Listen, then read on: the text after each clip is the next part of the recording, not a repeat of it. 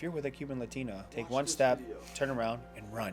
Run away fast. No secret as to why she doesn't feel safe or secure with you, because you're not being the provider that you're supposed to be, or the protector. How you speak to each other and how you push each other and look at each other like, babe, I believe in you. We got this. It's me and you against the world. I told him, I'm like, look, I'm going to be direct with you. I do not feel safe or secure in a relationship with you, because if anything was to happen, like, you can't even defend me because you're literally always in withdrawal. Making sure that God is in everything and we're showing God how grateful we are and just thanking him, not just always asking him for things. The level of intimacy you get from your woman is a direct correlation to how safe she feels. You want me to tell him? Tell him what? How safe you feel? Because, hey, guys, she's feeling super safe. I'll tell you that.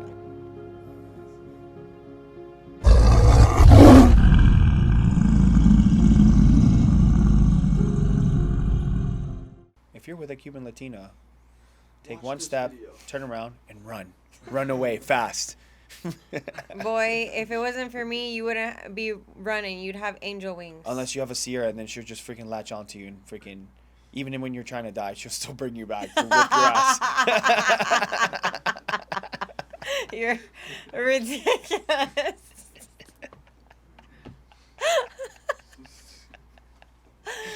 Yeah. So we had moved out to Arizona for this new life, right? To leave things behind. And at this point, I already didn't really trust Thomas, but I obviously was taking a leap of faith because he kind of got his shit together for 6 months, at least enough for me to move out here with him. And he starts obsessing, and honestly, I should have seen it, obsessing about reselling stuff. And anytime he tries to, like, resell stuff or, like, get furniture that was, like, left from, like, other tenants in the building we lived in, that's, like, his, like, drug money. Like, that was his money to, like, be slick. And one of the things he had got out of the trash chute was a mattress. And I was like, that's interesting. That's disgusting. I would not do that. Like, whatever. It And had the plastic on it. Thomas It was brand like, new. it has the plastic on it. It's brand new. I'm like, okay. And then guess what? I found out that he was using drugs. And guess what became his bed for the next few months? That one. So he played himself. He totally created the circumstance for him to sleep in the living room for I don't even know how long. Like, I would say like 4 months. You may think it was like, wow, you're an idiot. Now you're sleeping out there. I'm like, oh my God, I'm the smartest person ever. I messed up and I ended up finding a mattress. I wasn't sleeping on the couch. That is not what your train of thought was. And this is freaking not so bad. I'm just kidding, guys. Yeah. He was on drugs, so that's probably why he thought it wasn't that bad, because he had no emotions. I'm telling you the thought process during that time. Now, seeing back. It was not the thought process either. Yeah, it was clear like, what were you doing? Right. Right? Like, this is a no-go. We moved all the way out here, and I was going to fall back into temptation and go through that. And that's the thing. Like, you may want to, like, try to run away from your past, but if you're not building the right habits and also, like following specific programs and things like to be in recovery, because that's one of the things that really helped me a lot is, like, starting a recovery program, getting close to my faith, going to church, getting close to God and building a relationship with God. And just being around people that were normal and also people in recovery to help me through specific times whenever I was having those thoughts or feeling like that compulsion to want to use. Because the thing is with like addiction, like you can't just cover it up. And I guess that's what I was doing. I was trying to cover up the side of me instead of just understanding like, hey, you're not a normal person. In order for you to kill this side of you, you're going to have to start adopting new habits, starting new things, being around different types of people in order for me to grow. And because I didn't implement those things, I went back to my old habits very, very quickly. And yeah, that's basically the start of it. And then I lost all of your trust again. All of my trust. And I would come home and he would smell like sulfur. Like, I don't know if you guys know what that means, but for me, it always meant that there was like a demonic entity or like something really dark. And I knew that he had used because I would smell that on him. And so he was basically opening himself up to be honestly possessed at that point. Let's be real, because that's what that is. Like, you're opening yourself up because you're coming into agreement with sin. And I've always been someone very spiritual. This was actually before I was saved, but I had started going to church, even without Thomas there. I would go to church if he was working, because a lot of times he would work at the dealership, and I would still go. I would show up even if I was by myself, and it came to a point where I basically broke up with you, right? Like I was like, I can't do this anymore. I'm gonna move out. I was planning my exit, like how to. I was doing well at my old job. I was making good commissions, and I was like looking at apartments for me to live in by myself, and that was what really, like, hit you hard. Was that right? Yeah, I mean, it was just like, okay, I'm losing everything. And there's been moments in my life that that was going to happen. And I don't know why it had to get to that point, but clearly I reacted to it. I'm like, okay, I need to change. Yeah, and And that's when you got on methadone. I So got put on methadone for about 2 years. yeah, And then that's when my whole life started to change. I broke the obsession because I got put on a medication from the doctor. It was like my last resort, because I couldn't break the pattern on my own. So I sought help. And when I got put on the medication, when I broke the obsession, it just allowed me to really just focus on the gym. It allowed me to focus on my training. I was studying every single night. As soon as I get home, I was studying Andy Elliott courses and trainings for an hour as soon as I got out of work, after working, 13, 15 hours in a I whole mean, to day. be fair, he was still studying Andy Elliott videos before. He would just nod off. Yeah, which wasn't fun because it's like, how can you even How can study you even something when you're retain something? half asleep, Right. you know? Hmm. And I was just losing everything. I mean, there was a point in my life that I wasn't even conscious for a lot of the things in my life. And, I try to look back and sometimes it just feels like a blur, right? But none of those things define me. So if you've ever gone through something like this, understand that all those moments that you've gone through is not a defining moment. It is not who you are. You can change. You can become whatever it is that you want to become. I'm a testament of that. And I just had to hit rock bottom a few times. I was very stubborn, very, very stubborn.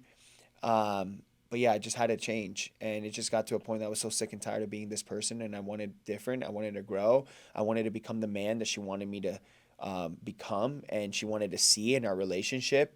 And for a very long time, she got glimpses of that. But I wasn't completely it. And No, it I wasn't never knew until what I the surrendered. I never knew what the like true Thomas was. I felt like everything was like at one point I felt like I didn't even know him at all. Like that everything was a lie, everything was a facade. I didn't know what his actual personality was because he was always lying about like either kratom or coming down or whatever the case may be. Like I truly didn't understand like who he really was for a long time. Honestly, I feel like until you got on methadone, and even then it was a little difficult because you were nodding off. But how we were actually able to redeem our relationship was I had told myself like if Jesus could forgive me, then I can, and He's willing to get clean another time. If Jesus can forgive me and He's willing to get clean one more time, then the least I can do is give Him one more chance because when you're in love with an addict, something that's always on the back of your mind is, well, if I leave him, will he die? And that's like a very heavy cross to carry, right? Because it's like, obviously, you want to continue living your life and you don't want to be dragged down by somebody else's addiction. But uh, at that point, that was like the thing that was literally tearing me apart was that decision was if I leave him, is he going to die? And at that point, I feel like he very much would have. Um, and just me just being very big on forgiveness and like helping him move through this new phase of his life. And that's really how we did it. We buckled down, we started going to church together, we got baptized, and we kept going forward. Number one, forgive them. Number two is seek a like a church or some type of like higher power for you to lean in on. Not just a higher power. Seek Jesus Yes, Christ. exactly. Like, if you want true peace and start forgiving and start like building a very strong foundation into your relationship to start building that trust, seek Jesus Christ and put that at the core of your relationship. And every single time, surrender to Jesus, surrender to God's will for your life. The thing is, with me, I was trying to control everything. control every outcome. And I just had to surrender. I had to surrender, like, okay, I just got to surrender this and just let go. Let go and let God, right? You hear that on every bumper sticker. You And hear that on every bumper sticker. you see that on every bumper sticker. But putting Christ at the center of our relationship was something that really helped us grow and heal and start building that trust. And then also consistency, doing things consistently every single day, like me waking up, going to the gym. Yes, I had to respect him as a man in order for me to start like being attracted to him again because whenever someone breaks their word to you and they're not keeping their commitment to yourself themselves after that, you're like, how the heck are you even gonna keep your commitment to me if you're not even keeping your commitment to yourself? So me seeing him showing up for himself, study every single day, go to the gym, get back in shape, all these things, care for himself more, kick kick his own ass at the dealership for like 12, 14 hours a day, like that actually helped me see like this new version of him in a different light. That, and then what else? Start inching your way closer in the bed. And then, like, okay, does she trust me a little more? I think she does. So I just move a little bit more. And it's like with each, you know, with each inch over is a new level of trust. That's how I knew she was getting her trust. And then I just put a finger on her. And then my hand. It's like, okay, now I can put my arm. Maybe I can go for a kiss now. It's Oh, really okay, we're not getting that more serious, trust. We're getting more guys. trust here, guys. So that was the best way of measuring our trust. Okay. Hypothetical. Well, number one, he can't have any other struggles. Like, if he chose addiction out of the struggleable, that's his only one, right? I think that's a little I'll call crazy. her like addiction out of the struggle box because I locked that struggle in the box. Yeah, kept it locked up. So that means, I mean, honestly, what the boundaries we set is, I guess it's a little codependent, but like I have his location, right? So if anything ever happens, like I can call him and see. We're also, um, what else? Well, you have to go to your Celebrate Recovery meetings. You have to call your sponsor. You have to go to church. You have to do the things that you need to do that are part of your recovery. Have accountability partners. Um, Stay close to your team. Say like don't isolate yourself. You know, just be super committed to your growth and the things that you need to, like basically he just needs to work on himself. Yeah. As long as I'm actively working on myself and she sees that I'm improving and getting better, that's like the non negotiable. Mm-hmm. It's like, okay, you're off the drugs, you're clean, I need you to get better every single day. Because that's literally what we preach. And it's also not being a fraud, too, right? We don't want to have imposter syndrome at all. And the thing is, for a very long time, I didn't have an identity. I wasn't this person that I am right now, being a coach and helping others and having people reach out to us saying like, you changed our life, like, which is crazy to me because for a very long time, no one knew me. I wasn't changing anyone's life. I wasn't on anyone's mind really, except hers and my family. So, setting that right foundation, and again, also putting God. I feel like God is a non-negotiable in our relationship. It's literally why me and her got married July of last year. We just had our ceremony last week, but we got married because we wanted to honor God. We want to start living the principles of the Bible as much as possible. And that really helped us out. And just surrendering to each other.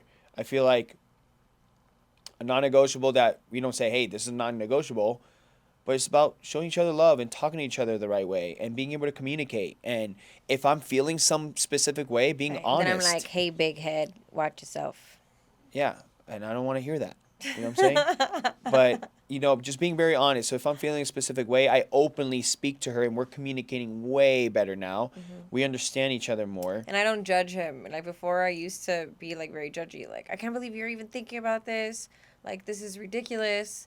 And it really just came from me going to meetings with him and understanding the disease of addiction because I try to make it something logical and it's totally something that's not logical, right? But what we've come to realize is that if he works a program, it works. And if he's working the program, then I have peace. And that's the biggest thing for me because there was a time in our relationship where I did not have peace. I was just living in survival mode for so long, you know? And then actually when he started working at the Elliott group, that's when it all hit me. because like I was like, oh, I can relax now. And Yeah, I had a whole different level of accountability. I can kick this one off because I know that, for example, like for me, I was in survival mode because it was something out of my control, right? Because you were still very much in control of what you were doing, even if you were giving into your addiction. It was a decision you made, right? So for me, and you would know when you would relapse and when you would do stuff. Like for me, like it was always a guessing game because you wouldn't ever come clean. I would always have to figure it out. Um, so for me, it was what I just said, really, when he started working at the Elliott Group, and I knew that he had like that feeling that he had a compelling future. And even though he was clean for a year before he started the Elliott Group, I felt like I was still living on like on edge because he was working in Phoenix. Uh, any day he could have just drove a few blocks and picked up drugs, and he was just like not around good people, people who were addicts but not like really agreeing to it, working these long stressful hours, all these things. So actually, even when he started working the Ellie group, that's when I relaxed. And then I would start like, remember, I would have like anxiety and I felt like I couldn't breathe very well because I finally shifted out of anxiety, like out of survival mode. And it was like I finally was able to relax, but all the feelings I had been suppressing like overtook me. It was actually like 6 months after he works, like, started working at the LA group where I started feeling better, which was when I was here. So Yeah, I feel like the whole survival mode, when we started living more powerfully in our relationship and in our life, it definitely happened when I started here in the Elliott Group. Like, it just gave me a completely different vision, gave me more purpose. I was feeling way more fulfilled. I came in and on fire. And then that's when I just started taking off. yeah, but I think that for us together, like where I think that it really happened was when we got married in July. I feel like there was always a steady up climb because we weren't just like feeling like we were. I mean, right when I got started in the Elliott Group, like even before the Elliott Group, I didn't.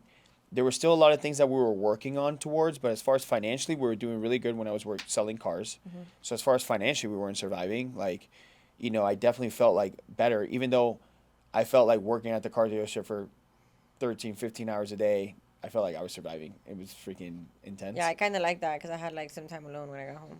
Yeah, you know, it kept it interesting. Absence makes the heart grow fonder. So you could already know. It's like, hey, I'm starting to trust you a little bit more, but for some reason I love you more. And maybe it's because I don't see you and I miss you. I'm like, whoa, okay, I'll keep working really hard if this is what I'm going to get when I get home. But yeah, it was just really focusing on myself. Um, just allowed me to start. I stopped fighting to survive and I was fighting to win. And I felt like that was the best perspective that I could have changed in my mind. Because at the end of the day, you always got two people in a scenario. There's the people that are winning and people that are losing. And the people that are losing is their perspective is different. They're wearing a different set of glasses, right? And the people that are winning have a different perspective, a lot more positive. They're like, oh man, I failed. I keep getting all these no's. And then the winner is like, dude, I'm so close to a yes. Like I'm learning, I'm getting better. So there's always a different way of looking at things. And when I started changing my perspective working here at the LA Group, that's when I started winning at a high level. Mm. Well, Well, how I kept it alive, intimacy, was seeking to do the right thing, um, being more honest, communicating with her more, and being patient, right? You can't force that upon someone after you've done something wrong for so long, right? I mean, it was just I would relapse, get clean, relapse, get clean, relapse, get clean, relapse, get clean. It was just a consistent thing, and of course, I kept letting her down. And there was moments that we would go a month without having sex, right? Like we weren't intimate. Like she didn't want to like be affectionate with me because I was letting her down. yeah. And I was giving her all these promises and I wasn't fulfilling on those promises or keeping to my word. And I think that was huge for her. When I would tell her something, then I wouldn't do it. Or I'll fall back or I'll change back when I told her I wasn't changing back. And all I had to keep doing was keep changing forward. I think that for women, like this goes out to all the men out there, the level of intimacy you get from your woman is a direct correlation to how safe she feels. So if a woman doesn't feel safe or secure in her relationship with you, whether it be because you're messaging other girls on Instagram or liking other girls on Instagram, or you're an addict like Thomas, or you're just not keeping your word, or you're being like a lazy couch potato who made all these promises on like what to do, on what you wanted to do, but you're not following through on them, it's no secret as to why she doesn't feel safe or secure with you, because you're not being the provider that you're supposed to be, or the protector. So I actually had to take Thomas. I almost said take Thomas for a walk, like if you were a dog. I actually had to go on a walk with Thomas. Go take a lap. I do tell him that when he's pissing me off. I'm like, go take a lap and then come back. But no, we had to go for a walk, and I had to be really serious with him. And I think you've mentioned this in like your speeches and stuff before, that I told him, I'm like, look, like, I'm going to be direct with you. I do not feel safe or secure in a relationship with you, because if anything was to happen, like, you can't even defend me, because you're literally always in withdrawal. And if something was to happen, like, you would literally just be like a worm. Because I don't know if you guys are familiar with withdrawal symptoms, but he would literally be like in bed, like squirming like a worm. And that doesn't really make a woman be like, want to drop her panties. You know, I'm just like, does that like the opposite. So I Yeah, had, for a little while I didn't understand. It's like, I'm like, hey babe, come here, let me give you a kiss. Like, no, get away from me. I don't feel safe. I'm like, yeah. feel safe from who? We're alone. It's like, no, like, it's a You real know? thing. Like, if a woman doesn't feel safe or secure or feel like you can protect her, like, what's the point? Like, you're actually just a worm, right? So, um, I would say that, like, focus on how you can make your And woman feel safe can also secure. be a little bit like yeah, secured, feeling reassured, feeling like Hmm. okay, we're heading in the right direction. There has to be. Communication, open communication, making her feel seen, making her feel beautiful, all those things will really help your woman feel like more safe and secure. I mean, it really just depends on like what that woman's struggles are. Like, so for me, like, I just needed to feel like he can protect me if anything was to You happen. want me to Which, tell him? what? You want me to tell him Tell him what? how safe you feel? Cause hey guys, she's feeling super safe. I'll tell you that. Like I got a dungeon with a castle and no one's coming in. Okay, that's how safe she feels. Just say, cause we're talking about the present now. Okay. Exactly. So just make your ladies feel safe. And there's a lake around my castle with a drawbridge, so you can't even get in.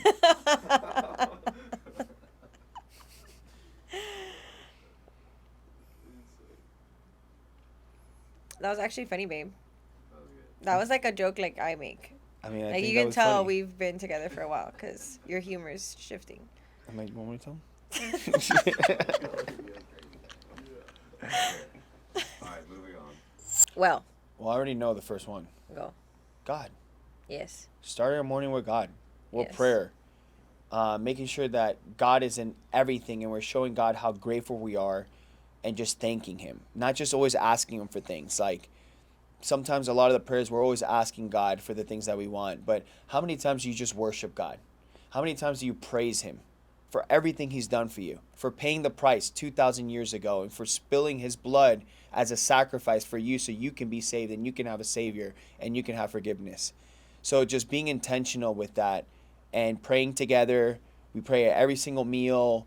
We pray when we go to sleep, when we wake up in the morning, and we start our mornings like that every single morning. That is by far non-negotiable, and it's something that we enjoy doing because we love having a relationship with God. Yeah. So think of it like this: there's a triangle, and there's Thomas, or there's your spouse, you, and God.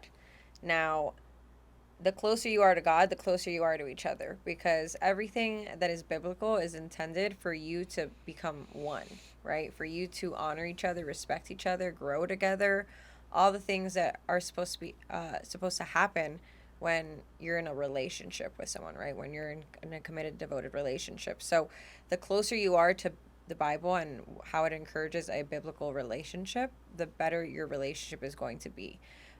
Aside from that, like going to church for us is really big thing. Like, we love going to church. Sometimes I go to church with Thomas multiple times a week. He goes more because of his Celebrate Recovery program. Um, Also, I would say, like, we spend a lot of time together, but like just having like quality time for me and him, like we're always laughing, we're always being, Silly, yeah. goofy. I'm big on goofy silliness. She likes the goofy silliness. Yeah. I would say also fitness is just a really big Oh part yeah. of our relationship. Because if we're not working on our health, if we're not pushing each other, Yeah. I'm always at my best when I'm doing hard things. Whenever I'm pushing myself, because Mhm.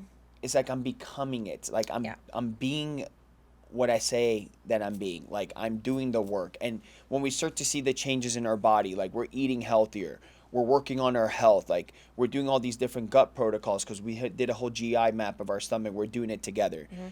Health has always been really big. Like whenever we did detoxes and cleanses, it's always Yeah, we been a always did really it big. together, and we always did everything like together, right? So if we had a challenge or something, he's doing 75 hard. I'm actually not gonna do 75 hard because it goes against my gut protocol. So So when we're focusing on our fitness, on our health, it just really allows us to be accountable, to push each other. She's very, very competitive. I'm competitive as well. And the thing is, like, if you want to build a very strong, healthy relationship, you want to make sure that you guys are pushing each other in a way where you're supporting each other. So you're not putting each other down, right? And I remember in the beginning of my relationship with her, I'll be like waking up super early and doing it. I'm like, dude, why aren't you still sleeping in bed? Like, get I up and was a like, bartender that would have to stay up for work till like 3, 4 in the morning. So of course I'm not gonna be someone who wakes up at 6. So even lifestyle past that, change. she just really Lifestyle liked change. sleep I in the do like beginning of our sleep. relationship, Yeah, I do. you know? And I still don't like waking up in the morning. Like every morning I get up and I'm like, this should be illegal, but I do it anyways. she does it. You know And why? that's Because on she's a mental badass. toughness. Yeah. She's a badass. And um, there's one other thing I wanted to also say. How you speak to each other and how you push each other and look at each other like, babe, I believe in you. We got this. It's me and you against the world. We're going to push each other and help each other grow, but now also like not be like, hey man, you're an idiot. Like, why are you doing this? Like, hey, you're dumb. Like, hey, like let's start working on this a little bit together, right? I And might call him a ding dong every once in a while though. you know, there are those moments too, and maybe it was called for, and even then, it's like, thank you, I owe you. I am being a ding dong. I'd rather be your dong dong, Oh dear God. your king dong, my king dong. You're so dumb. Okay. So number one is anytime they have something that, like for example, if you're in a relationship, anytime that your partner thinks something is important to them or something that they value, like take the time to listen to them and have conversations with them. Like I can't tell you how many times me and Thomas used to have to sit on the floor and just literally hash things out. Sometimes in the dark, we would have like these really intense conversations until that other person felt heard and understood.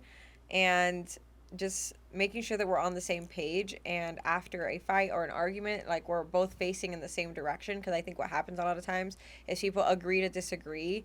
And that doesn't ever really work because it's just going to be, it's like an objection. If you don't handle it there, it's going to come up down the road anyway. So if you're someone who's in a relationship and there's something that you guys don't agree on value wise or ethically, like get right on that, or maybe it's not the right relationship for you. Because me and Thomas, if there's one thing that we've always been able to do, is to get right on what our values and our standards are. And even if that means like us going through a lifestyle change together, everything that we ever did, it was always a decision that we came down to together, or a decision I came down to and I closed him on. But but I was like, we're gonna be vegan. We're not gonna be vegan. We're in all So if these you're different- vegan, I'm vegan. Exactly. If you're doing a juice cleanse, I'm doing a juice cleanse. Like all these things, right? But we're gonna be Christians. We're gonna start going to church. Like I'll be a Christian too. Whatever you want to do. exactly. Exactly. But anything that really mattered that is like a deal breaker in your relationship, don't just put it off on the back burner because it's going to end up being a big problem later down the road. So if it's not something that you're willing to sacrifice, make sure not something you're willing to sacrifice without resentment, make sure it's something that is handled then and there, because it's going to be a major problem down the road. Yeah, and then also, when you're in your relationship with someone, when you close your eyes, who's the first person you think of? The person you love, right? So you want to make sure that everything that you're doing is like, okay, what is my purpose in life? My purpose is to live great. I want to feel fulfilled. I want to be happy. Like, I just want to live a long, healthy, happy life with the person I love. Mm-hmm. And it's always making sure that, okay, what are their needs? What are their wants? What am I doing in my life to fulfill those needs and wants as a man in the relationship? And then just focus on what those things are. And then little bit by little, you start becoming that. And your love starts to flourish. Yeah. Don't be unequally yoked.